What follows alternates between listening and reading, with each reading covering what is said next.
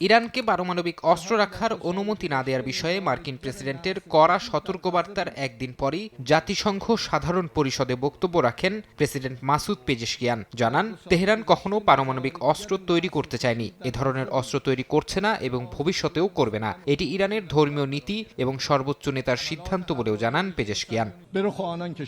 আমি এই অধিবেশনে আবারও ঘোষণা করছি যে ইরান কখনো পারমাণবিক অস্ত্র তৈরি করেনি, করছে না এবং ভবিষ্যতেও করবে না।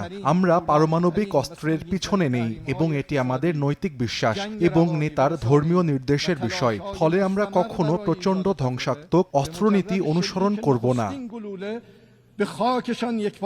গত জুন মাসের ১২ দিনের সংঘাতের প্রসঙ্গ তুলে পেজেশকিয়ান বলেন, ইরানের সাহসী জনগণ আগ্রাসীদের ভয়ঙ্কর পরিকল্পনা উন্মোচন করে ভেঙে দিয়েছে। দীর্ঘমেয়াদী অর্থনৈতিক নিষেধাজ্ঞা, মানসিক ও মিডিয়ার যুদ্ধ, বিভাজনের প্রচেষ্টা সত্ত্বেও জাতীয় ঐক্য অক্ষুণ্ণ রয়েছে বলে দাবি করেন তিনি।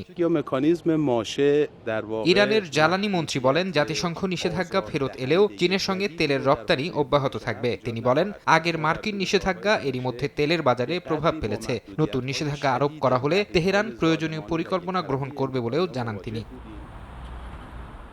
এমন পরিস্থিতিতে রাশিয়া ও ইরানের মধ্যে পারমাণবিক শক্তি বাড়ানোর নতুন চুক্তি স্বাক্ষরিত হয়েছে। রোসাটম ও ইরানের শীর্ষ পারমাণবিক কর্মকর্তারা মস্কোয় এই চুক্তিতে সই করেন। পরিকল্পনা অনুযায়ী ২০৪০ সালের মধ্যে ইরানে ৮টি নতুন পারমাণবিক বিদ্যুৎ কেন্দ্র স্থাপন করা হবে। এতে তেহরান ২০ গিগাওয়াট পারমাণবিক বিদ্যুৎ উৎপাদন সক্ষমতা অর্জনের লক্ষ্য স্থির করেছে। ফরহাদ চৌধুরী, সময় সংবাদ।